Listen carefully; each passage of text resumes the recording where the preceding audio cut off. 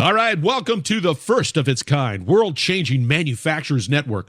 Lisa Ryan has her ears to the ground and her heart in the game. Get ongoing education and new connections right here with Lisa and the Manufacturers Network. Buckle your seat, listen, and spread the word. Here's Lisa. Hey, it's Lisa Ryan. Welcome to the Manufacturers Network podcast. Our guest today is Emily Wilkens. Emily helps job shops make bigger profits and even bigger impact by building them a radical brand and marketing machine in just a few days and empowering them to use it. Emily, welcome to the show. Well, thank you so much for having me, Lisa. So share with us a little bit about your background. What led you to doing what you're doing, and particularly in working in your work with manufacturers? I grew up near Detroit, and most of my family worked for GM or in the auto industry, some way, shape, or form. So I kind of have always been around manufacturing and, mechanics and how things work. My dad, he only had 3 daughters. I was the first of 3 girls. So I was his son. So he took me.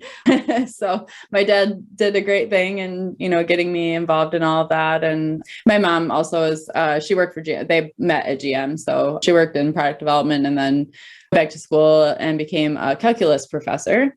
So she's at Kettering University, which used to be GMI. That's in Flint. And so I had one choice when it came to college. It was Kettering. Right. Kettering is actually a really unique school because it has a co-op program that starts from your freshman year on. I actually had a full-time job in the automotive industry before I even started school for 3 months. So every other term you switch from school to full-time work.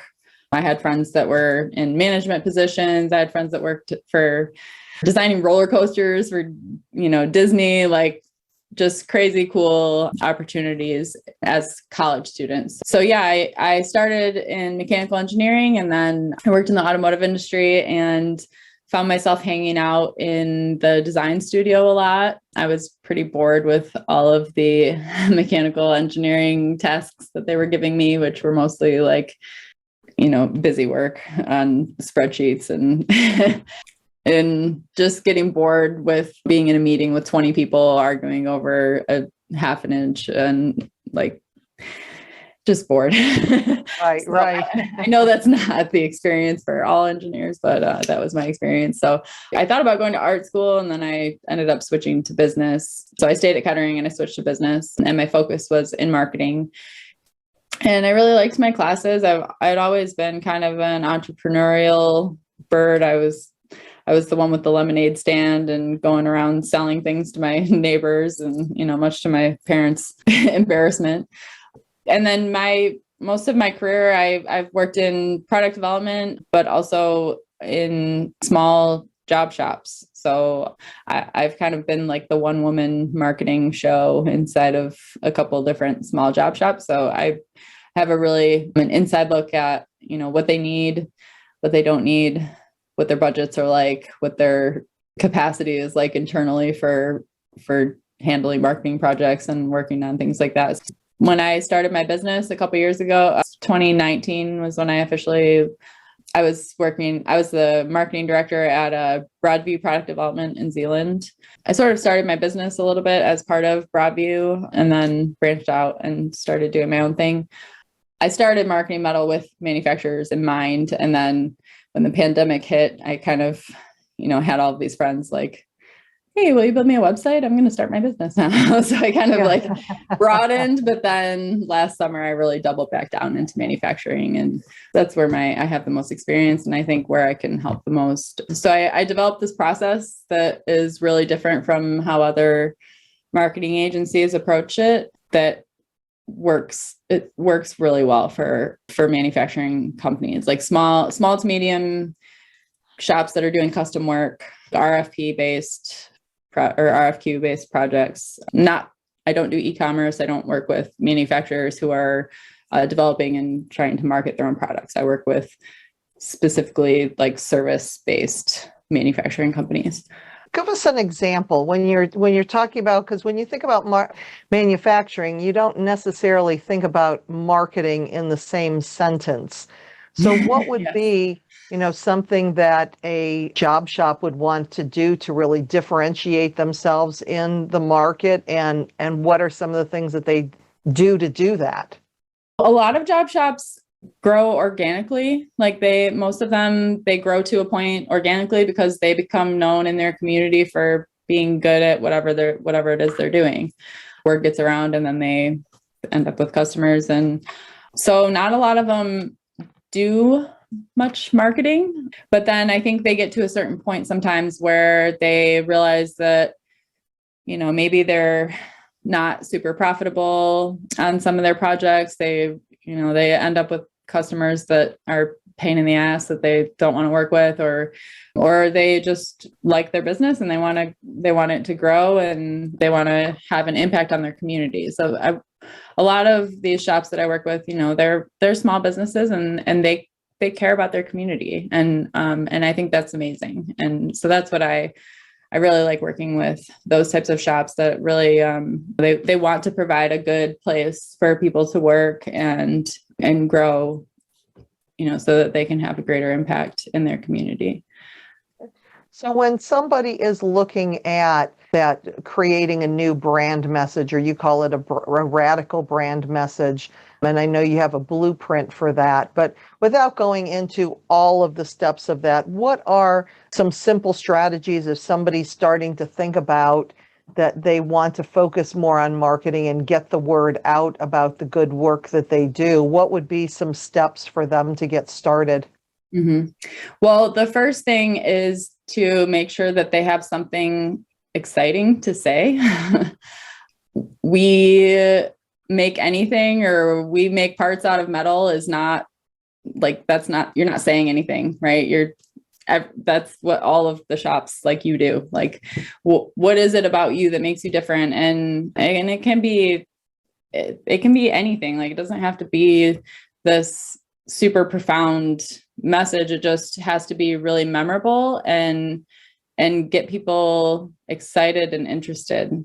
So like, what would be if they just, were a metal shop and they made things and they're like, I have no idea what's exciting because we make everything.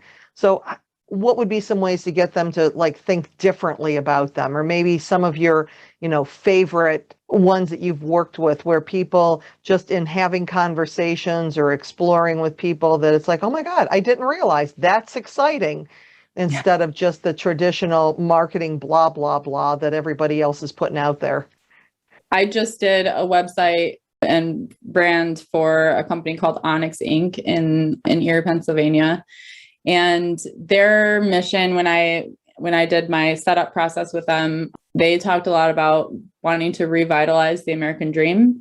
And they were really big on revitalizing their communities. Erie, Pennsylvania was hit really hard with offshoring and 60s, like manufacturing was Erie in the 60s. That was their like peak of economic prowess or whatever. Like they were manufacturing, and then offshoring happened and the community really took a hit from that. And the recession, in 2008, 10, whatever, really hit them as well, even harder. So they were just really big on like revitalizing community and bringing people together. They sold their company back to their employees a couple of years ago. So they're really people-centered. And so when we built their brand, I changed the one word from revitalize to reignite, because this company builds industrial furnaces. Like that's their thing. They're in forge and heat treat furnaces. And so I just, that one little word change from revitalize to reignite really lit them up, and they just they love it and they ran with it. And throughout their site, we used a lot of like heat words. Keep your forge hot and keep your furnace hot, and exciting, and using words like that to really just make it more interesting and fun. And so they're working on a project right now where they're going to increase their customers' production by 50%. And this customer has a production-based bonus for for all of their team. So increasing their bonus by 50% is a pretty big deal, right? To say the least. Yeah. So that's a really awesome story that we're going to run with. Like we're trying to get the word out there and, different industry publications and things like that, and really talk about that and how that's actually going to affect their communities, and, kind of interviewing some of the people that work there to, find out what that means for them and what that's going to do for their life and things like that. So, well, and I think that especially when, I go on LinkedIn and I see different manufacturers, talking about what they do, but it's basically just, oh, we have this new product, and they show a picture of the new product. And it's like, okay, but it's really the story behind it and having some fun with it, doing the play on words, kind of like the eye rolling dad joke type of thing but it makes people smile. It gives them a reaction versus yet another boring campaign. Yep. And it also sounds like with getting the word out there. So I know you do stuff with blogs that, again, when I think about manufacturers, I don't think a whole lot about blogging, because it's more like technical articles and technical things, talking specifically about product features. But it sounds like you're really focusing on the benefits and the fun and the culture and everything else. So talk about that, of getting that job shop's history out there in a fun and unique way.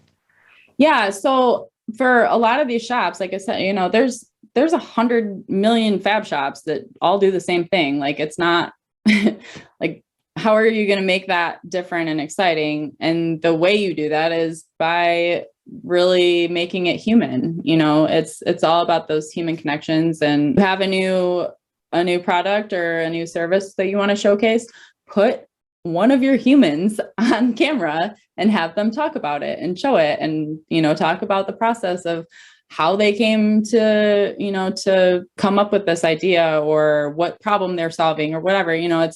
It's more that personality. Like, people, yes, you're selling to a company, like you're selling your stuff to other manufacturing companies usually, but your buyer is a human, right? The person who's buying from you is a human. They care about human things. At any time you post anything online, if there's a human face in it, it's going to do 1,000,000 times better than something that doesn't have a face in it. Right. So, the more human you can make it, the better. The more, bring out that personality. And this is actually a great way to engage your team, which is a huge thing right now, because, talent attraction and retention is, like, most manufacturers' number one problem right now. Leveraging your marketing efforts to also engage your team and get them involved, that's a win-win for everyone, right? Right. Yeah, we think of marketing in terms of getting new customers, but if employees have actually heard of you because of your marketing efforts, and you're showing humans in your marketing, and you're getting the word out as far as some of the different things that you're doing, the mission that you are helping to support as far as the organization and in the community, you are definitely going to attract people to you that you probably wouldn't have found otherwise. Yeah. And you're going to attract a higher caliber of people who care about other people, right? And people who care about people are going to care about their job more, and care about, what they're doing, and care about helping their team and all that. So when it comes to blogging, I know one of the other things that you have is your stupid, simple blog system. So if somebody they're a little overwhelmed by blogging, I don't have time to blog, I don't know what to write, I just sit there and look at the computer screen and the keyboard for 10 minutes. What are some of the tips that you can share that might ease that nervousness and get them started? Yeah, so a couple things. Number one, engage your team. Yes, machinists are not known for their writing skills, but you don't know unless you ask, right? Like, maybe your machinist does like to write, or maybe your welding guy is a comedian and, loves to get on camera and just be funny or whatever, so finding out what those talents are from your team and giving them reasons to use those talents and showing them that you value them for that. Blogging is great for search engine optimization because the more you add to your website, the more Google sees that you're making changes and keeping things relevant. So the more it'll send you traffic, and also the more search terms you're going to come up for. So with blogs, the key is to think about who you're trying to talk to, like who's your ideal audience that you're trying to talk to. And then one stupid, simple hack that I use is just have a conversation with someone and record it. It's otter.ai. Great program. It's amazing. I use it to record all of my meetings, and it transcribes your audio and syncs it with the audio so that you can search through the transcripts for things. You have to go back and edit. It doesn't always. It's not pretty, but it is. It's not always perfect, right? But you record that conversation, and then you can just go back, copy and paste the text into a blog, and then go through and kind of edit it and make it more of a blog post. That's one stupid, simple hack that will make blogging a million times easier. And I think also something like just asking the question, what is keeping my customers up at night? Yeah. Or another thing that may be fun is, you have your receptionist or customer service people of maybe having them write down things like what are your customers asking? Yep. And then you can just put that information out there. So again, it's real, it's relevant. You're getting your people involved in it because now they feel, oh, wow, the blog post this week was my customer that I talked to last week. Yeah. So there's so many different, I think sometimes we overthink it, don't we? Totally. Yes, totally. And don't make it boring and stuffy. Like people don't want to read like the way that we're taught how to write in school. Like that's not how, we don't talk that way. So don't write that way. Like write like you're talking to somebody. Right. You don't have to, it doesn't have to be perfect and like, what's the word I'm looking for? Academic, Right, exactly. And that's more likely to turn people off anyway if it's too boring, which is why I like that. I use the Otter AI as well. And there's so many other programs that are out there like that. But yeah, again, something really easy to do. And maybe you post it as an interview with, Joe the machinist or Sally the welder or whatever you want to do, that it's just short snippets, a lot of things that you can do. And if you really want to stretch that shit, is what I call how I call it. You can record somebody, like your machinist, explaining something or whatever, record somebody saying it on video, and then use Otter to transcribe it. And then you can post the video and you can turn the transcripts into a blog post. So you just created two pieces of content with one video, Exactly. Yeah. And even, and there's so many programs out there. I mean, I use Happy Scribe, but when it comes to putting the subtitles on it, so then that way you're kind of doing all of the above. It's like you got the video that people can see a real person. You have the subtitles. And then for the people who really hate videos and, taking the time to watch a 2-minute video, then they can then read what's below it. So that's like with me. Yeah, you never do anything just one time. Repurpose. Yes. Yeah, and you can repost things too. If you can recycle your posts, in a couple months, like people are going to forget that you have new people, following you now, or different people will, catch different people at different times. Like you can post the same thing more than once. Oh, absolutely. I mean, I do that with the Manufacturers Network. Yeah. I just keep going and, reposting the other episodes. I don't know how often they're listened to, but the content is out there. You tag the people that are in it, they can share it. And like you said, maybe you're having new people, because the life of something on social media is just a couple seconds sometimes. Yeah. Because if I'm scrolling through and I don't see it, I'm not going to see it. Yeah, exactly. Yeah. And like video content, if you have that on your website or on YouTube, that's going to be there forever, and people can search that, well, until the internet crashes, and Yeah. which probably won't ever happen, but yeah, who knows? Who would have who thought we knows? had a pandemic that took out, Yeah. The last 2 years of business too. Right. Exactly.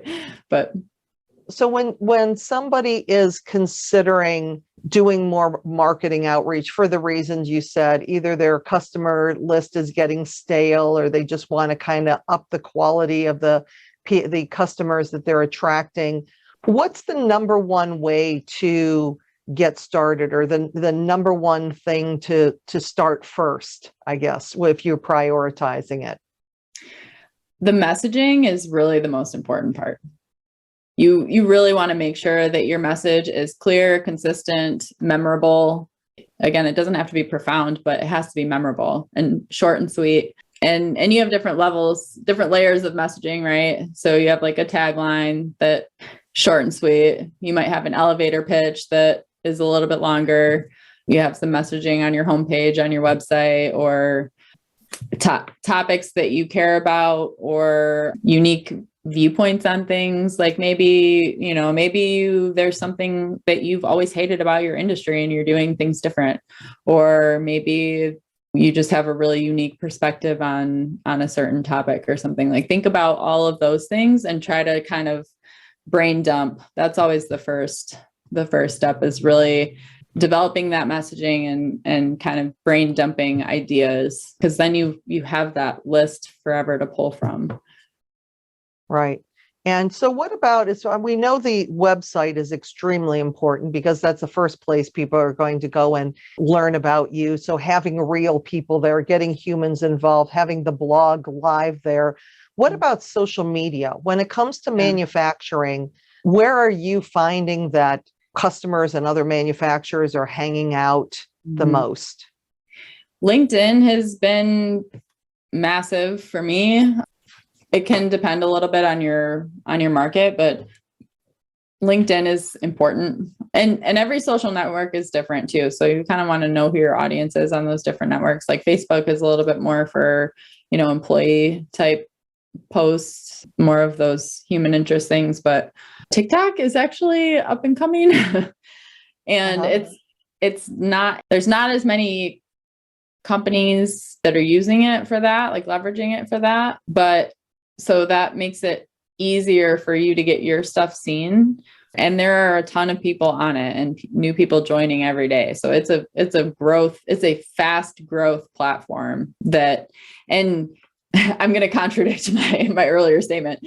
There are people who will sit there and watch manufacturing processes on TikTok for hours. Like, they'll just, and hashtag satisfying is one that you see a lot of, like, just watching like a manufacturing process happen. Like I found this awesome account that I just posted about this on LinkedIn the other day, but it's a stamping press of some sort, but they started putting all these like colorful things under the press and stamping it to see what it would do. So they're just like making this huge colorful mess out of their machinery. And it's just like fun to watch and cool to watch. And, I don't know if you'll necessarily get customers from that, but you can get your name out there and get people to pay attention to you. But the other thing is, if we're going to bring the sexy back to manufacturing, it's like, that's where future generations are coming in at. Yeah. And so if they can see something that's cool, that looks fun, that's hashtag satisfying, that may be, because it's like, my sister sends me TikTok stuff all the time. I don't really get it. I spend most of my time on LinkedIn, a little bit on Facebook. Yeah. But that's so true, because if we're looking for ways to bring new people into market, now your customers may not be on TikTok, but your future employees certainly are right now. So that's a really great tip. And again, we get out of our comfort zones and do something. And if you don't want to do TikTok, I'm sure that there's somebody in your organization that loves it, would be more than happy. Exactly. Just ask your young people, like, who's on TikTok? What do you love? What do you watch on TikTok? Ask them that. Like, what's your favorite media to consume and why? And can we recreate some of that? Like so much of the trending things that are on TikTok or TikTok. I know, I'm saying the same thing. Or like Instagram Reels or Facebook Reels or whatever. Like so much of that stuff is like, it's a copy of some, it's a trend. Like somebody did a video of whatever it is, and then other people pick it up and like do their own version of that same thing. Right. So like that's a good way to get in front of a ton of people too. Yeah, absolutely. That's really a good point. Like I said, just to do something that's a little bit different. And again, how fun is that? I know for me, I actually had to take Facebook off of my homepage on my phone because of those darn reels. I know. It would go into they suck oblivion. You in. They really do. Yep. Like 20 seconds at a time, man. Yep. 20 seconds at a time.